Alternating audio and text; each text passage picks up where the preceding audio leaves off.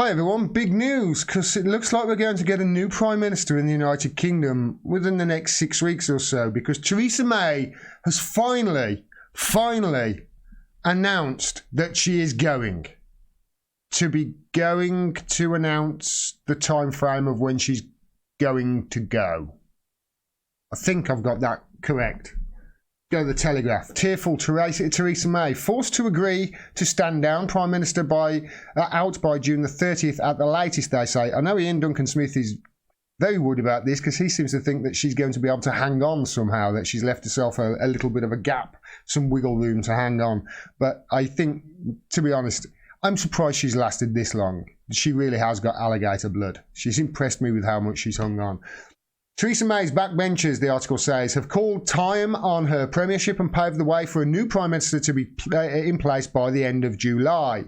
During an emotionally charged meeting with senior members of the 1922 Committee of Tory MPs, Mrs May was forced to agree to stand down within weeks so the Conservatives can elect a new leader before Parliament's summer recess. Mrs May agreed that she will announce the date of her departure after a vote on her Brexit bill in the first week of June, regardless of whether it is passed by MPs. Okay, first of all, yeah, nice one, regardless of whether it is passed. It won't, because this will be the fourth time. Actually, no, it won't. People say that it's the fourth time that she's brought this dead parrot of a Brexit agreement to a vote. It won't be. It's actually going to be the third and a half time, because the first two times it was voted down, that was the agreement in total. The third time it was voted down, it was just the best half. It was just the best half of the deal that they voted down. That's without the stuff that was totally toxic, i.e. being tied into everything being wrapped up in red tape until 2099. That's without that bit in it.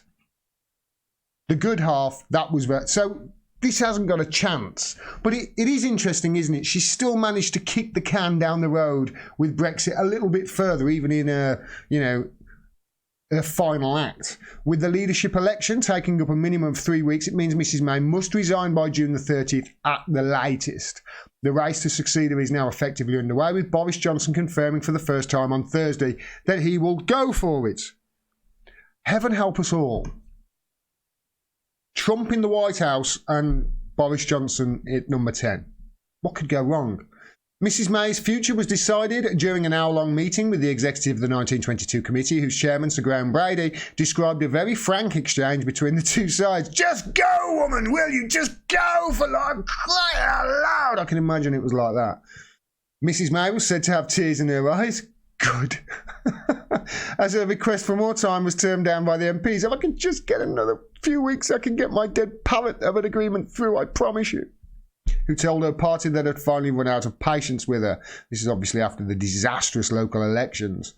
She will meet Sir Graham and Brandon Lewis, the chairman of the Conservative Party, shortly after the Brexit vote, which is expected to be held on June the 5th. She will then agree a timetable for the election of a new leader of the Conservative and Unionist Party, according to a statement released by Sir Graham with her blessing. So there you go. Theresa May is finally going to leave. But for all of you that are jumping up and down and saying, yes, she's finally going to go, look at the people who have thrown their hat in the ring. These are all the people that the BBC seem to think have got a chance or will be announcing a run for leader of the Tory party. Obviously, Boris Johnson's already said he's going to go for it. Then we've got Amber Rudd, who barely hung on to her own seat and only hung on to it, I think, after the third read count, once a box had been found underneath the table or something like that. It was just...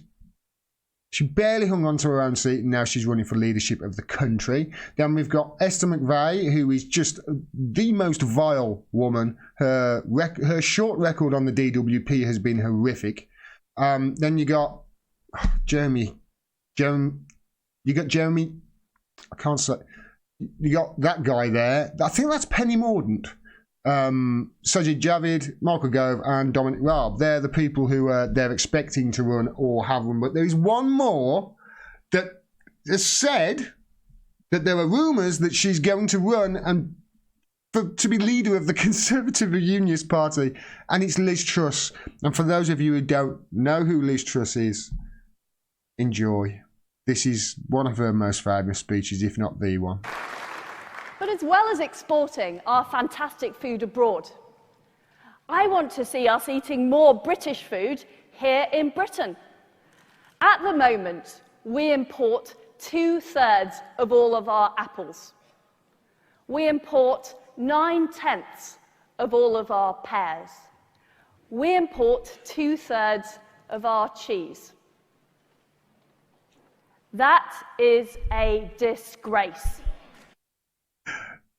Can you imagine that face? That is a disgrace, Mr. Trump, Mr. Netanyahu, Mr. Putin. Yeah, she thinks she's going to be leader of the country. No, she's really, really, really not. So there you go. Those are the people who've thrown their hat in the ring to be next Prime Minister. Notice I say Prime Minister there. And here's the thing. Theresa May in her last act has managed to keep the can down the road on Brexit for at least another 6 weeks, June the 30th, and then there's going to be another 3 weeks before the break. So that's another, 9 weeks she's managed to kick the can down the road with her final act. The establishment are going to love that because Theresa May has done a pretty good job. She really has. Depends on what you class her job is. I class her job as her remit was to kick Brexit down the road as far as possible. And you know that. There's no doubt that she's done a great job of that. But here's the thing. We're not going to get an election, I don't think, and we're going to get another leader of this country who has not been elected. And with the latest poll showing the Conservatives way, way, way behind, and if that was transferred to a general election, they would end up having the worst result in their history and lose, obviously, seats all over the place and their stranglehold over the power in the country. They're not going to do that, so they're going to hang on as far as possible.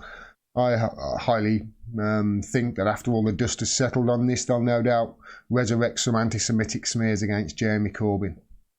Let me know what you think in the comments, and let me know what you think that we should do going forward. Whether this should be a general election or. Because I think transferring leaders over like this without a general election really is undemocratic. But then, given the last 3 years, what do you expect? Our votes don't seem to count for much anymore, if anything. Do they? Thanks very much for watching. Please click subscribe. They unsubscribe people every day. Please, I get people saying to me every day they've unsubscribed me. Please click the notification bell so you get a notification when I drop further videos.